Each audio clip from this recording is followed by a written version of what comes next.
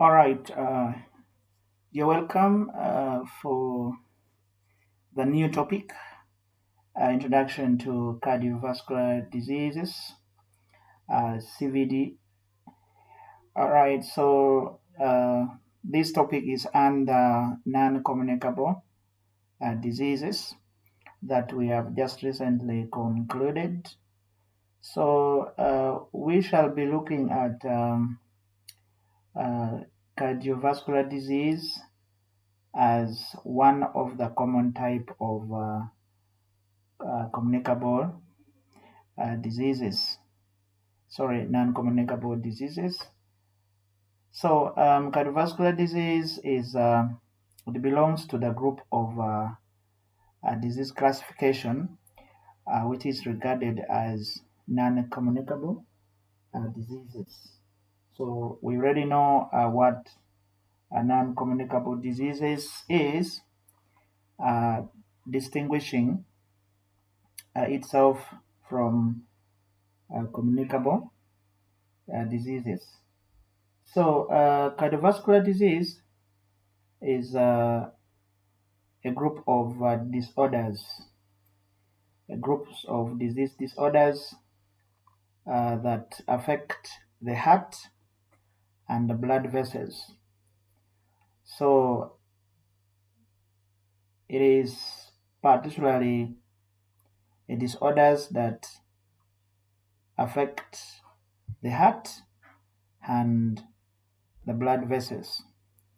So, meaning that the disease is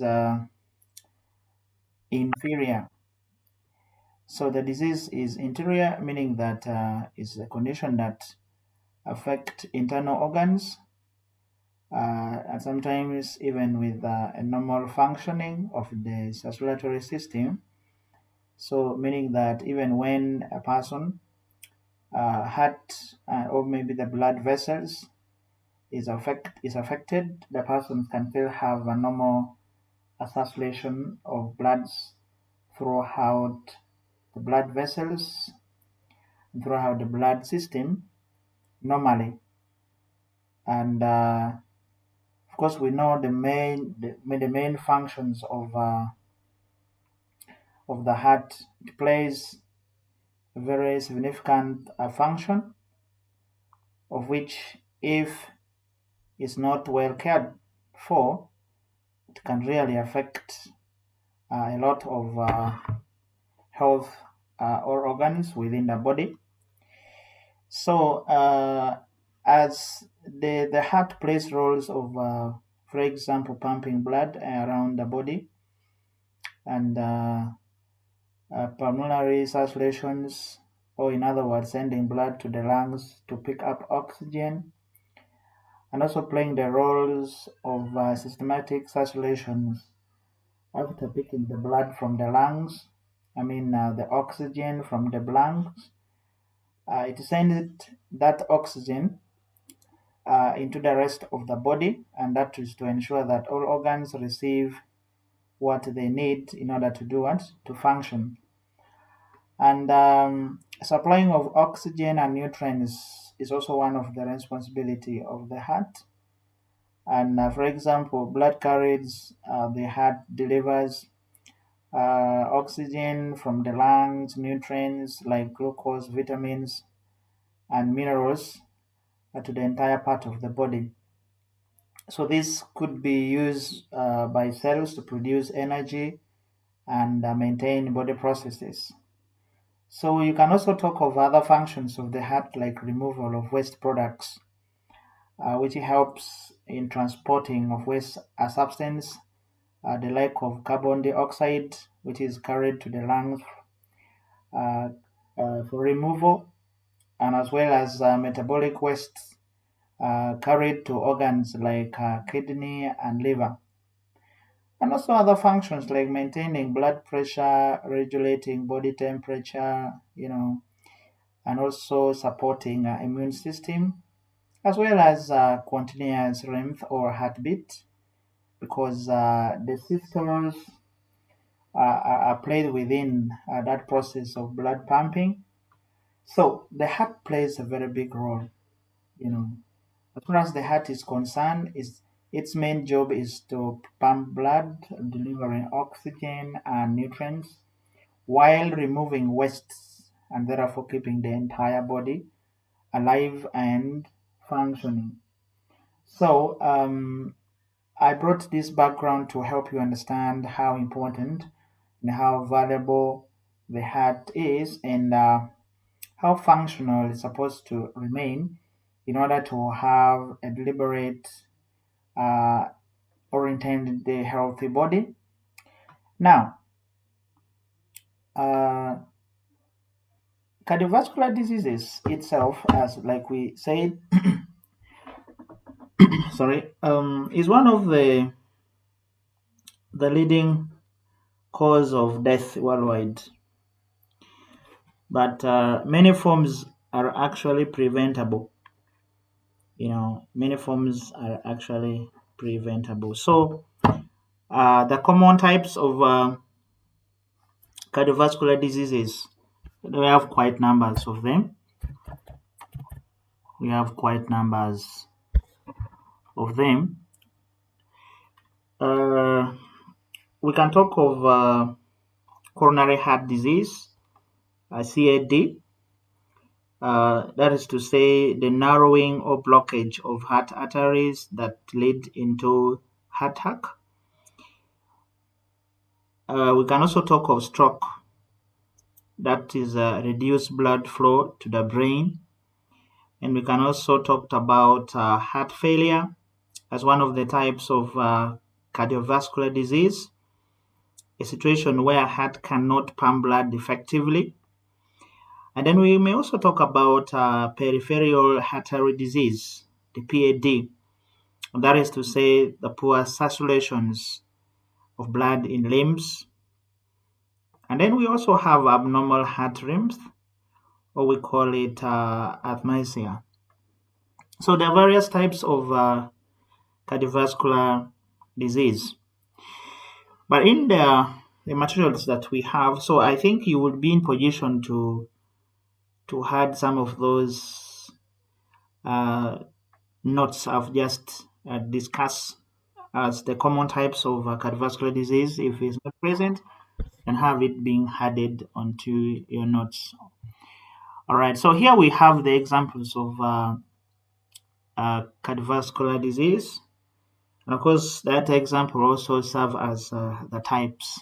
All right, so we have hypertension, the blood pressure. We have stroke. I've said that stroke is not usually when the amount of blood supplied or flowing into the brain has been reduced significantly. And hypertension is basically when the level or the speed or the rate of blood flows within the blood vessels or the wall of the blood vessels has increased significantly, leading into lesions. So we have also ischemic heart disease. It's also known as coronary heart disease. And I say that coronary heart disease is a narrow or blockage of the heart arteries, which lead into heart attack. And I've also talked about heart failure, a situation where the heart cannot pump blood effectively. So you also have to take into account that, like I said before, cardiovascular disease is a very serious disease, though its factors are preventable, but it's one of the leading causes of death in the world, which means it draws attentions of the public health generally. So here we discuss in details common types of cardiovascular disease. And like I said, it is grouped under disorders that affect the heart and blood vessels. Now, we can talk about hypertension into details. Now, I define for you hypertension as a chronic medical condition in which the force of blood against the walls of the arteries is consistently too high. So in simple terms, the speed under which the blood is flowing against the wall of the arteries is too high, of which it leads into abnormality of the blood pressure. Because the pressure, of course, is required, but of course, when it becomes too low or too high, that is already a problem. So here is the measurement of the normal and abnormal blood pressure. So we have the normal one, which has to fall around 120 to 80.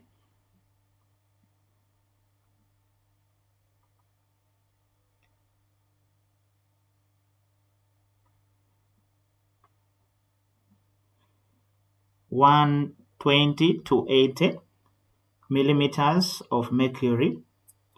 So the measurement of the blood pressure, what we use is millimeters of mercury, which is abbreviated as mmHg. So basically, it measures the past and also the current calculations. So the height of the mercury columns in millimeters would always show the pressure. And of course, even today, we use the same standard in measuring that. So the blood pressure is written using abbreviations of mmHg, but the H has to be in capital letter. So the normal one has to be 120. It must fall between 120 to 80. 120 out of 80 millimeter mercury. So basically, I'm going to explain how it values. Number one, it is what we call systolic pressure. And now the systolic pressure is basically 120 millimeter mercury, and that is to say the pressure when the heart contracts. That is the pressure when the heart contracts. Then we have the diastolic pressure, which is 80. All right, which is 80. So that 80 represents the pressure when the heart relax, because we know that when you're breathing in, the heart contract, isn't it? The heart contract, and when you're breathing out, the heart muscle does what? Relax. So the 120 millimeter mercury is the pressure that is applied when you breathe in. All right, and that is what we call the systolic pressure. And when you breathe out, when you relax, of course, when you breathe out, exhalations, what is applied is diastolic pressure, which is 80 millimeter mercury. Now, that is the pressure that is applied when the heart relaxes. So, meaning that the normal blood pressure has to be 120 out of 80. So the 120 is the pressure when you breathe in. The 80 is the pressure when you breathe out. Now, what is the required amount of pressure required to determine hypertension? So that is above 140. So that means that the measurement of systolic is going to be 140 instead of 120. And then the measurement of diastolic, it is going to be 90 instead of 80. And remember, we also have low blood pressure. All right. So the low blood pressure is definitely when the measurement has fallen, instead of 120, it falls to 90. That is the systolic pressure. And the diastolic pressure will be 60. All right, so that will determine that the person is actually having low blood pressure, and that we call it hypotension. Hypotension. So, however, the ranges may actually vary slightly, not actually very big, but slightly depending on the guidelines. All right. So, in simple terms, the mmHg is a unit that measures how much pressure, how much pressure blood exerts inside your blood vessels. So, we now measure uh, the time when you breathe out and the time when you breathe in. And I expect you to really write this down. All right. You can just pause the video and then you write, or maybe you listen there carefully or slowly, then you copy that down. In addition to it, that is like a simplest explanations of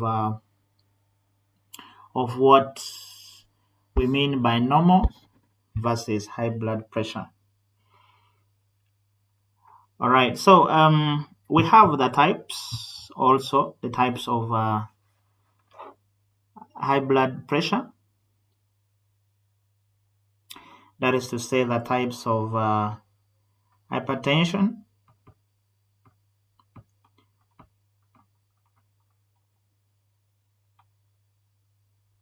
So we're going slow so that you can actually pick those things very well. Now, hypertension is classified into different ways based on cause, pattern, and severity.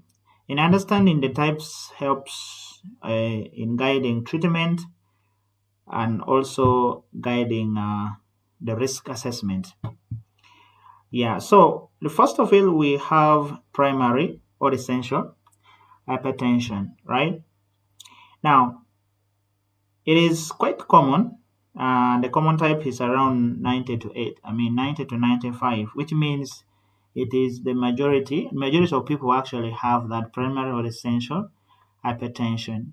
So that might not have a clear or a single identifiable cause, and its modes of the way in which it grows, it develops gradually over time. So doesn't come suddenly; it grows slowly, and that is the types of hypertension most people have. It grows slowly, and that is the primary or essential hypertension.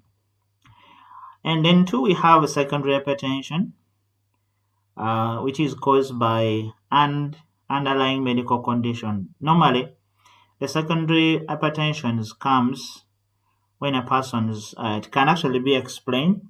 The root or the origin of the problem will be defined. It's not like primary, which may not have a single identifiable cause. Now, for secondary hypertension, it is caused by an underlying medical condition. That simply means that basically there will be a reason why that is. So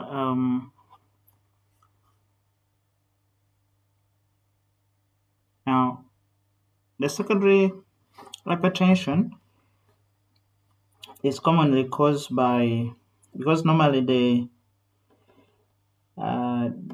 normally appear more sudden. Whenever they are manifesting, they appear suddenly and may be more severe by that time. So the common causes of secondary hypertension, please write this down, includes kidney disease, abnormal disorders, the like of adrenal gland problems.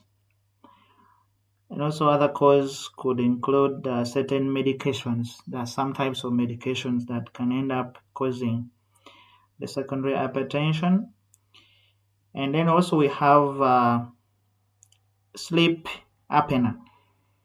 Now, these are actually some causal factors. However, it might not be the core reasons. So when I talk of the sleep apnea is a disorder in which breathing repeatedly stops and starts during sleep. So these pauses can last a few seconds to minutes and may occur many times each night. And there are some kind of, let's say we can talk about obstructive sleep apnea. Now, this apnea basically, like I said, is a scenario whereby your breathing may stop and resume, and it may happen just in a seconds, or it might take like minutes. All right. Normally, when a person is in a intensive, being maybe in life support machine, you know, so it normally happens when you are sleeping, because when you are sleeping, what happens is that the soft tissues in the back of the upper airway relaxes during the sleep, and as a result of that, it might end up obstructing the airways. So that is that. Now, I've also included here the causes or the risk factors. Let's say high salt intake in your meal. This one can result into both types, primary and secondary. Obesity, stress, lack of physical activity, and genetics. So the condition is as well genetics. So don't mind about the jump of the screen. It's a bit being disturbed. Now,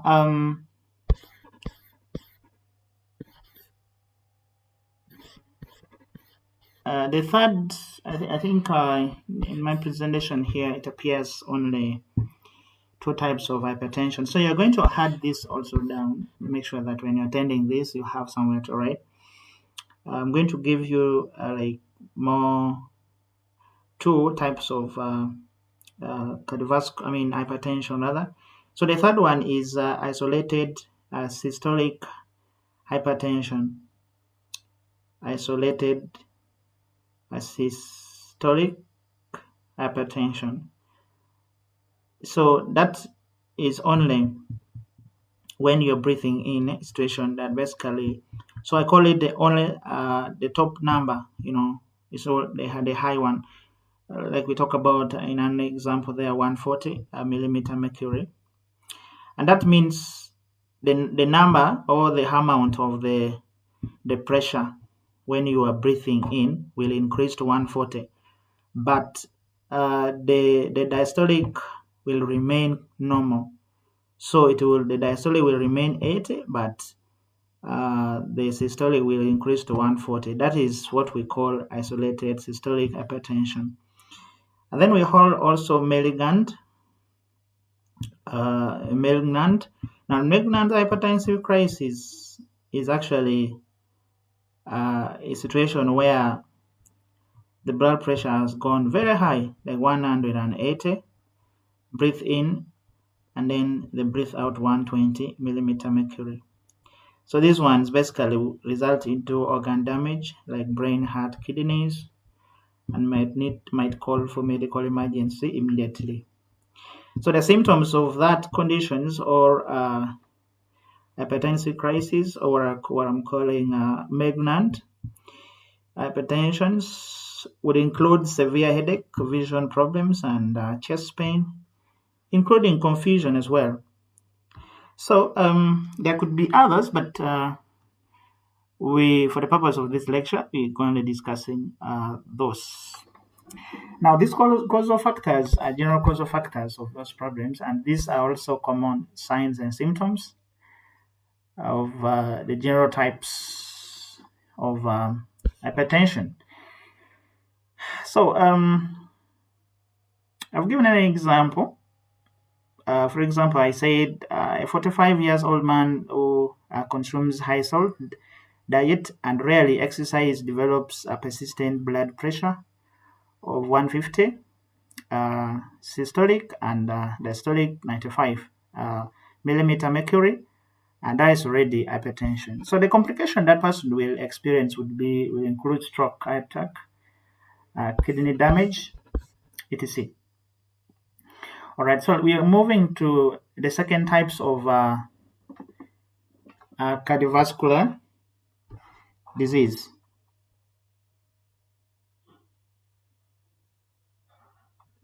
The second types of cardiovascular disease. All right, so the second types of cardiovascular disease is stroke. Now, stroke is a condition that occurs when the blood supply to a part of the brain is interrupted or reduced, and therefore preventing brain tissues from getting oxygen and nutrients. Because the blood comes to the brain, and that blood that comes to the brain is not only the blood, but it carries nutrients and oxygen at the same time. So we also have some types or different types of a stroke disease. So we have ischemic stroke, which is caused by blockage or blood clot, and is the most common types of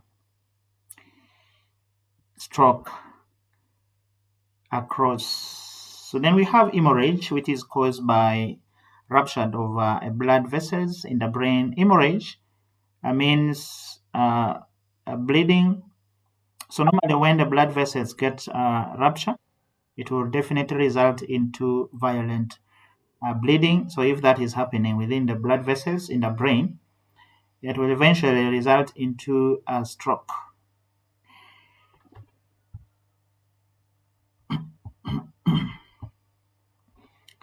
So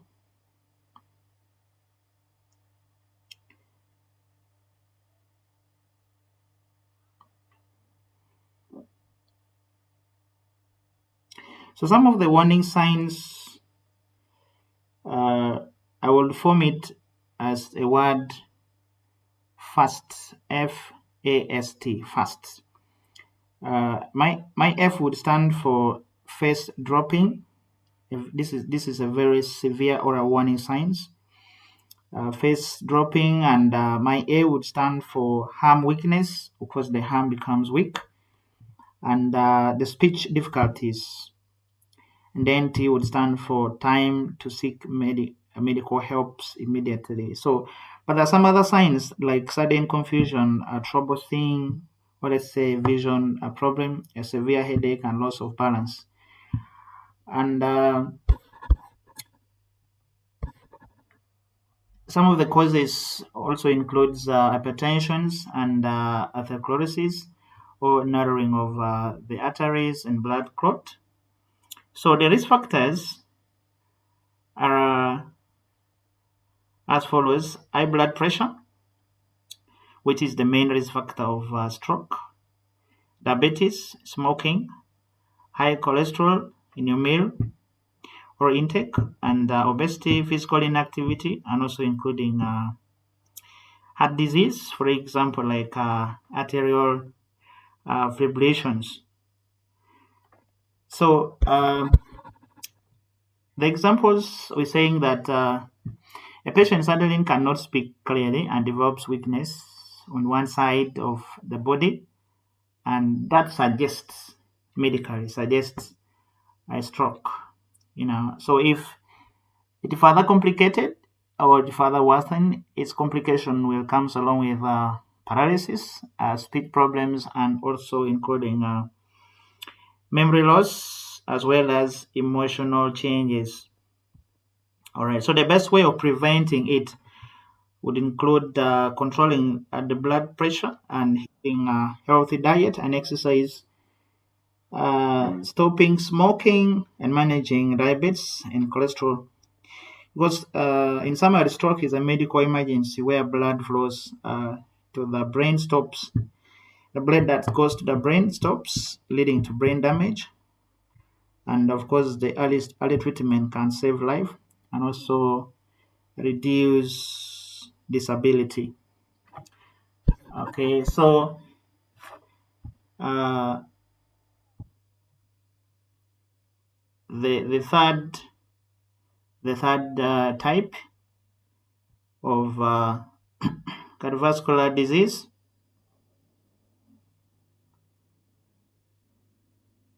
includes also ischemic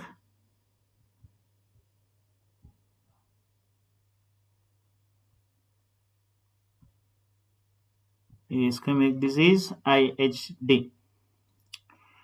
All right, so it is also called coronary heart disease, CAD or CAD. So it's a condition where the heart muscle does not get enough oxygen rich blood.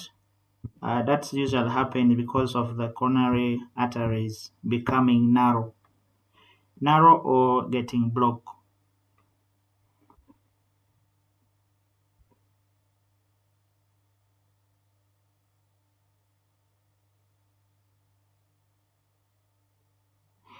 All right. So what usually causes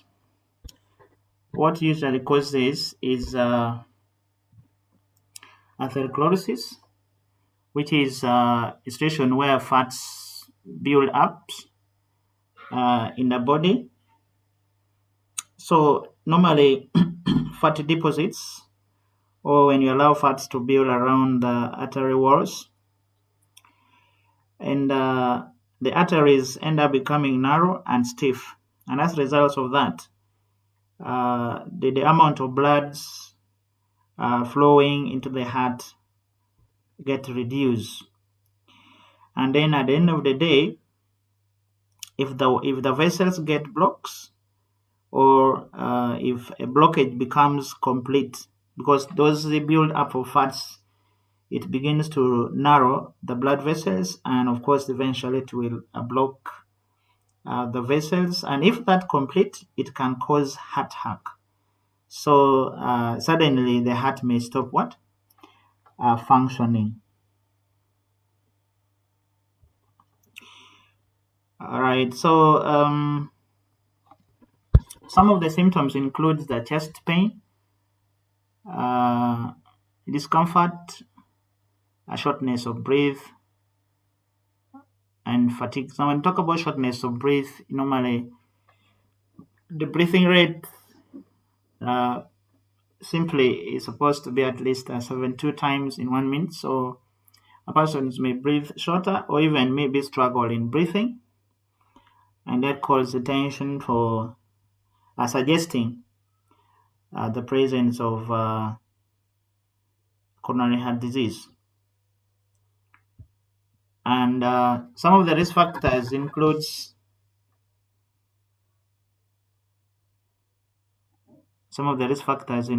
high blood pressure, but here you talked about diet, or let's say unhealthy diet.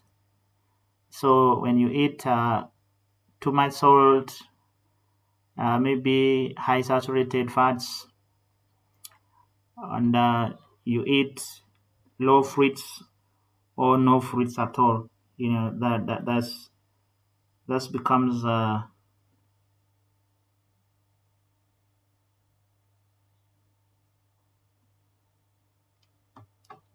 problems.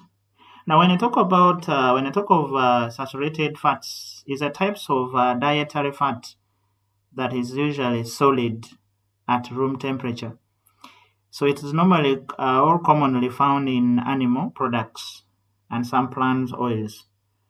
So what it makes it saturatory is basically the formations of what I may call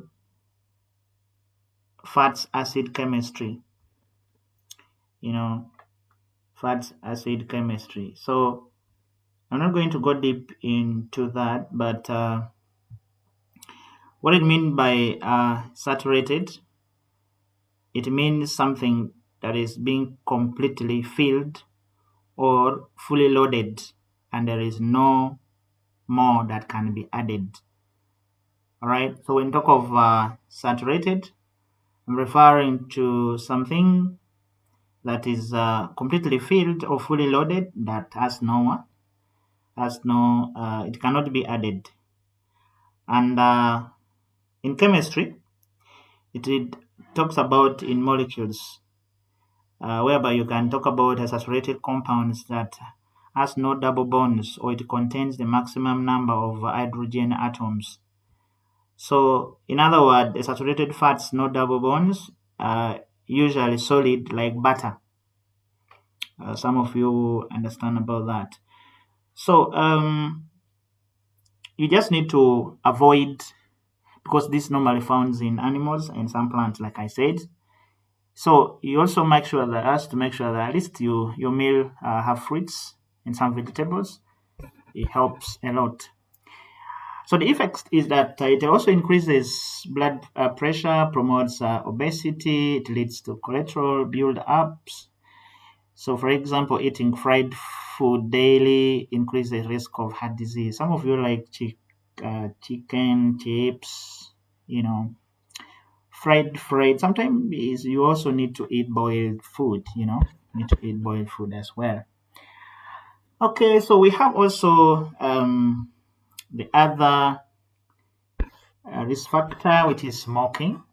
Smoking basically damages blood vessels, it decreases blood pressure, also reduces the oxygen in the blood. So smoking has no benefit at all. So a smoker will definitely have a high risk of developing heart attack compared to someone who does not smoke. Okay, and physical inactivity, when you really don't do physical exercise at all, it will result into obesity. It will also increase risk of hypertension and diabetes. In addition to not following all those, and then you don't even do exercise, that's going to be, it put you at high risk. All right. So we also have screening and prevention. This is basically what we implement in order to control this situation as well. So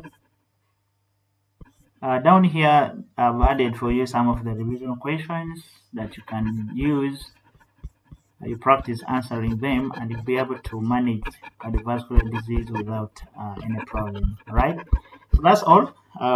If there is any question, you can use the platform to share your question, please.